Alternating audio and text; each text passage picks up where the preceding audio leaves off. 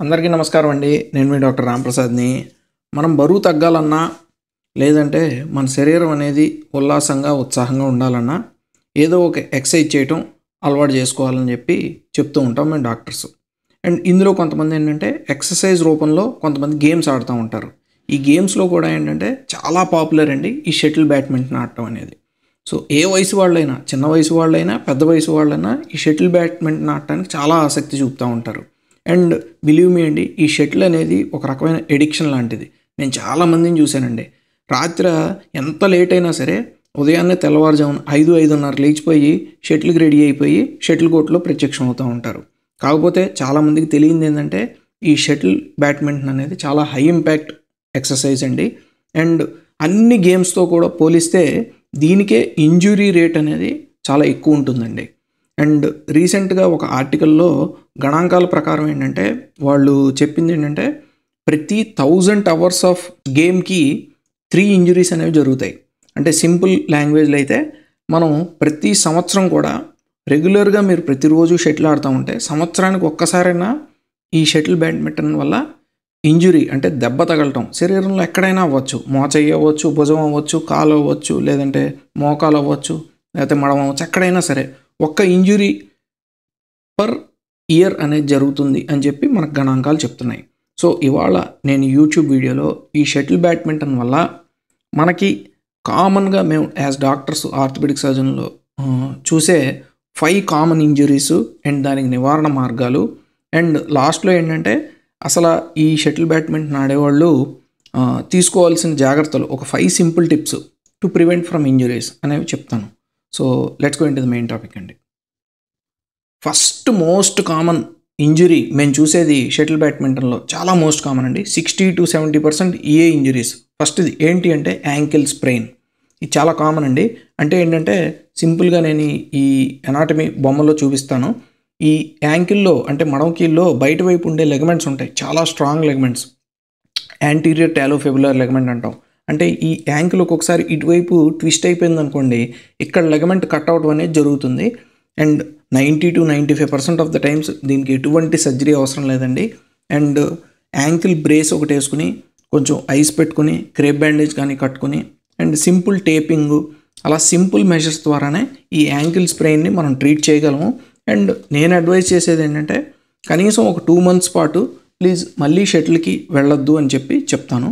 And ఈ ankle sprain గురించే ఒక డీటెయిల్డ్ వీడియో మాదే యూట్యూబ్లో ఉంది. సో దాని యొక్క లింక్ ఏంటంటే నేను డిస్ప్లే మీద నేను ఇప్పుడు ప్రజెంట్ చేస్తున్నాను. Interested people can go directly there అండి. And second common injury Achilles tendinopathy అంటాం. ఇది వినటానికి చాలా క్లిష్టంగా ఉండొచ్చు, బట్ ఎక్స్ప్లెయిన్ చేస్తానండి. ఇందాక మనం అనుకున్నట్టు ఈ మడమకీలు చుట్టూనే ఈ ప్రాబ్లం కూడా ఉంటుంది. చాలా బలమైన కండరం ఉంటుందండి, ఎకిలీస్ టెండన్ అంటాం. చాలా బలంగా థిక్గా ఉంటుంది. అది వచ్చి ఇక్కడ ఒక బోన్ మీద అతుక్కుంటుంది, ఈ ఫుట్ బోన్ మీద. మనం ఈ రిపీటెడ్ జంపింగ్ యాక్టివిటీస్ వల్ల ఈ ఎకిలీస్ టెండన్ అనేది, కాఫ్ మజిల్ అనేది అది పొట్టవుతూ ఉంటుంది, అంటే కాంట్రాక్ట్ అవుతూ ఉంటుంది అండ్ లెందన్ స్ట్రెచ్ అవుతూ ఉంటుంది. సో ఈ ప్రక్రియలో ఏంటంటే కరెక్ట్గా ఈ టెండన్ ఎక్కడైతే మనకి బోన్ మీద అతుక్కుంటుందో అక్కడ ఒత్తిడికి గురయ్యి, వాపుకి గురయ్యి చిన్న చిన్న టేర్స్, మైక్రో టేర్స్ అంటాం, వాటికి గురయ్యే అవకాశం అనేది ఉంటుందండి. ఇది జనరల్లీ మేము ఎవరిలో చూస్తామనంటే ఫ్లాట్ ఫుట్ ఉన్న వాళ్ళలో. అంటే మనం కనుక అందరి పాదం చూసుకున్నాం అనుకోండి, లోపల వైపు నుంచి చూసుకుంటే ఆర్చెస్ ఉంటాయండి. ఈ ఆర్చెస్ ఒక్కొక్కసారి కొంతమందిలో ఉండవు, వాళ్ళని ఫ్లాట్ ఫుట్ ఉన్నది అని అంటాం. అంటే సైంటిఫికల్లీ మనం ఏంటంటే ఓవర్ ప్రొనేటెడ్ ఫుట్స్ అంటాం. సో ఈ విధంగా ఉంటాయి వాళ్ళల్లో ఈ ఎకిలీస్ టెండినోపతి అనేది కామన్గా చూస్తూ ఉంటాం. మరి దీనికి పరిష్కారం ఏంటి అని మీరు నన్ను అడగచ్చు. దానికి పరిష్కారం అండి, ఈ లోపల షూస్ వేసుకున్నప్పుడు మీడియల్ ఆర్చ్ సపోర్ట్స్, అంటే ఇక్కడ ఒక చిన్న ఉబ్బెత్తుగా సిలికోన్ ప్యాడ్స్ వస్తాయి, ఆర్చ్ సపోర్ట్స్, అవి వాడాలి. అండ్ దీనికి స్పెసిఫిక్ ఎక్సర్సైజెస్ కూడా ఉంటాయండి. ఆ ఎక్సర్సైజెస్ యొక్క ఎయిమ్ ఏంటంటే మనం ఈ ఎకిలీస్ టెండన్ అంటే కాఫ్ మజిల్ అనేది కంట్రాక్ట్ అవుతూ ఉంటుంది. కంట్రాక్ట్ అవుతున్నప్పుడే దీన్ని స్ట్రెచ్ చేయాలి. ఏంటంటే స్పెసిఫిక్ గ్రూప్ ఆఫ్ ఎక్సర్సైజెస్ ఉంటాయి. ఆ ఫిజియోథెరపీ అనేది ఫాలో అయ్యి రీహాబిలిటేషన్ ఫాలో అవుతే డెఫినెట్లీ ఈ ప్రాబ్లం నుంచి మీరు రికవర్ అయ్యే అవకాశం అనేది ఉంటుందండి. And third common injury tennis elbow. Tennis elbow అంటే అండి చాలామందికి తెలిసిందే, ఈ మోచేయి దగ్గర ఇక్కడ ఒక బలమైన కండరం ఉంటుంది, ఎక్స్టెన్సర్ టెండాన్స్ అంటాం. అంటే మన రిస్ట్ని అంటే ఈ మణికట్టుని కదిలించే టెండన్స్ స్నాయువులు అనేవి ఇక్కడ అతుక్కుంటాయి. జనరల్లీ ఇది ఎవరిలో చూస్తాము అని అంటే షటిల్ కామన్గా ఏంటంటే మనం మొదలు పెట్టేటప్పుడు అంటే బిగినర్స్ అనుకోండి, వాళ్ళు ఏంటంటే మెయిన్లీ భుజం నుంచి ఫోర్స్ తీసుకురారండి. అంటే ఆ కాకును కొట్టేటప్పుడు బ్యాట్తో వాళ్ళు జనరల్లీ ఈ మోచెయ్యిని వాడుతూ ఉంటారు ఎక్కువ. అండ్ ఈ మోచెయ్యి స్ట్రైట్గా ఉండకుండా వాళ్ళు కొంచెం ఫ్లెక్స్ చేసి అంటే కొంచెం మడిచి షాట్లు కొడతా ఉంటారు. సో మ్యాక్సిమం ఒత్తిడి అనేది ఈ రిస్ట్ జాయింట్ నుంచి ఈ ఎల్బో జాయింట్కి బాగా ట్రాన్స్ఫర్ అవుతుందండి. సో ఈ జనరల్లీ ఒక బిగినర్స్లో ఇది మేము జనరల్గా చూస్తూ ఉంటాము. ఈ టెన్నిస్ ఎల్బో కూడా మేజర్ ప్రాబ్లం ఏం కాదండి. మేము అడ్వైజ్ చేసేది సింపుల్ పెయిన్ కిల్లర్స్, కొంచెం వేడి నీళ్ళు కాపడం పెట్టుకోండి, ఆయింట్మెంట్ రాయండి అండ్ కొంచెం రెస్ట్ తీసుకోండి. అవసరమైతే కనుక ఒక సింపుల్ స్టెరాయిడ్ ఇంజెక్షన్ వల్ల ఇది తగ్గిపోతుంది. తగ్గిన తర్వాత కొన్ని రోజుల తర్వాత 1 or 2 months తర్వాత you can resume your shuttle badminton activity అనమాట. అండ్ 4th కామన్ ఇంజరీ మేము చూసేది రొటేటర్ కఫ్ టేర్స్. ఇందాక మనం అనుకున్నట్టు బిగినర్స్కి అయితే మోస్ట్లీ టెన్నిస్ ఎల్బో వస్తుంది. ఎందుకంటే వాళ్ళు ఆ బ్యాట్తో ఆ కాక్ని కొట్టేటప్పుడు జనరేటింగ్ ఫోర్స్ అంతా ఎల్బోలో అంటే మోచేయి నుంచి జనరేట్ చేస్తారు. కాకపోతే మీకు ఆట పెరిగే కొద్దీ, నైపుణ్యం పెరిగే కొద్దీ మనం ఏంటంటే భుజం నుంచి ఆ ఫోర్స్ జనరేట్ చేయడం అనేది జరుగుతుంది.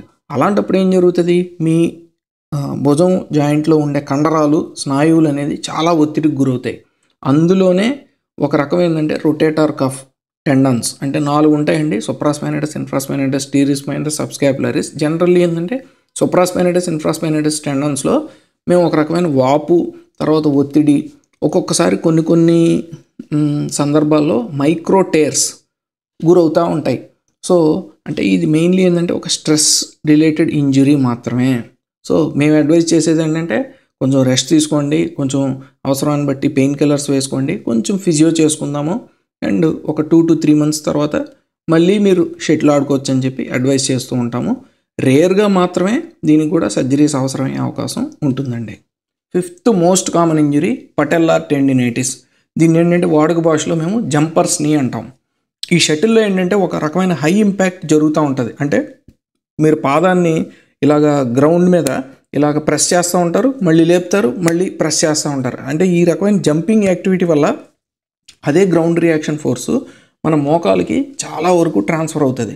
సో ట్రాన్స్ఫర్ అయినప్పుడు ఈ ఎదురు భాగంలో ఉండే క్వాడ్రిసెప్స్ అనే మజిలు ఇక్కడ వచ్చి ఈ టిబియా కింద కాలి ఎముక పైన ఒక స్నాయువు కింద ఏర్పడి అతుక్కోవడం జరుగుతుంది. సో ఈ పటెల్లార్ టెండాన్ అంటాం కదండి, ఇది చాలా ఒత్తిడికి గురవుతుంది. కొంతమందిలో ఏంటంటే ఈ పటెల్లార్ టెండాన్ అనేది వాపుకు గురయ్యి ఈ పటెల్లార్ టెండినైటిస్ అనేది రావటం జరుగుతుందండి. అండ్ వాళ్ళు క్లాసికల్గా పెయిన్ ఏంటంటే ఎదురు భాగంలో, మోకాలు ఎదురు భాగంలో ఈ టెండాన్ ఉన్నది కదండి, ఈ స్నాయువు అక్కడ చెప్తూ ఉంటారు. అండ్ దీనికి కూడా ఇదేం పెద్ద మేజర్ ప్రాబ్లం కాదండి. నీ క్యాప్ వేసుకోమని చెప్తాము. కొంతమందికి ఏంటంటే టేపింగ్ అనేది అడ్వైజ్ చేస్తాము. అండ్ ఎనాలిసిక్స్ అంటే పెయిన్ కిల్లర్స్, వాపు తగ్గడానికి మెడిసిన్స్ ఉంటాయి. అండ్ మంచి ఫిజియోథెరపీ, రీహాబిలిటేషన్ ప్రోటోకాల్ ఫాలో అయితే డెఫినెట్లీ ఈ పటెల్లార్ టెండినైటిస్ కూడా ఎటువంటి సర్జరీ అవసరం లేకుండా తగ్గిపోతుందండి. సో ఇప్పుడు ఈ 5 most common injuries shuttle badminton ఆడినప్పుడు ఏవైతే జరుగుతాయో మనం చూసాం కాబట్టి ఇప్పుడు నేను ఒక 5 సింపుల్ టిప్స్ ఇస్తాను. సో దట్ ఈ 5 ఇంజురీస్ నుంచి మీరు దూరంగా ఉండే అవకాశం ఉంటుందండి. ఫస్ట్ది ప్రాపర్ హైడ్రేషన్. అంటే మీరు ఎటువంటి ఎక్సర్సైజ్కి వెళ్ళినా, ఎటువంటి గేమ్స్కి వెళ్ళినా సరే ఒక వాటర్ బాటిల్లో వాటర్ తీసుకెళ్ళడం అనేది అసలు మర్చిపోకూడదు. ఎందుకంటే మన కండరాలకు కానీ, స్నాయువులకు కానీ, కార్టిలేజ్కి కానీ, లేదంటే ఎముకలకు కానీ ఆ హైడ్రేషన్ అనేది ప్రాపర్గా ఉంటే వాటి యొక్క ఎలాస్టిసిటీ, టెన్సైల్ స్ట్రెంగ్త్, తర్వాత కంట్రాక్టిలిటీ, అన్ని ప్రాపర్టీస్ కూడా, అన్ని గుణాలు కూడా, ఆ మెత్తదనం అన్నీ కూడా మనకు ప్రాపర్గా ఉండే అవకాశం అనేది ఉంటుందండి. సో ప్రాపర్ హైడ్రేషన్ అనేది ఫస్ట్ చాలా important point. And second important point right shoes. అంటే మీరు షటిల్ ఆడేటప్పుడు మాత్రం ప్రాపర్ ఫుట్వేర్ సెలెక్ట్ చేసుకోవడం అనేది చాలా ఇంపార్టెంట్ అండి.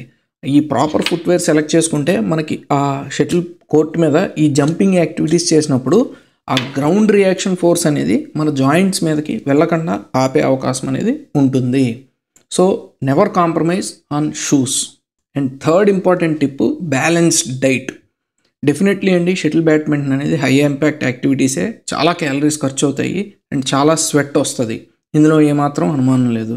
సో మనం ఇంటికి వచ్చిన తర్వాత మనం మన డైట్ మీద ఫోకస్ చేయడం అనేది చాలా ఇంపార్టెంట్.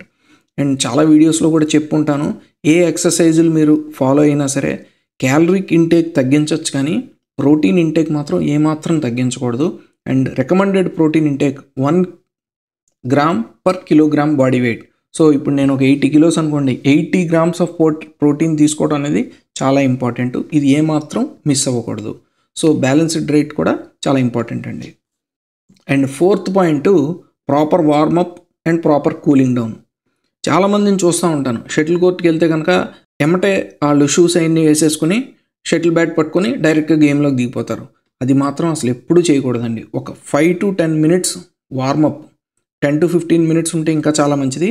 ప్రాపర్ వార్మప్ చేసి స్ట్రెచింగ్ ఎక్సర్సైజ్ చేసిన తర్వాత మాత్రమే మీరు ఆటలోకి వెళ్ళటం అనేది అడ్వైస్ చేస్తాం. అండ్ ఆట అయిపోయిన తర్వాత కూలింగ్ డౌన్ అంటే ఒక చిన్న యోగా మ్యాట్ ఏదైనా తీసుకుని కొంచెం simple stretching exercises or just cool down, అట్లా అసలాగా శవాసనంలో పడుకున్నట్టే పడుకుని కొంచెం కూల్ డౌన్ అయితే కనుక డెఫినెట్లీ చాలా ఇంజురీస్, చాలా దెబ్బల నుంచి మనం దూరం చేసే అవకాశం ఉంటుందండి.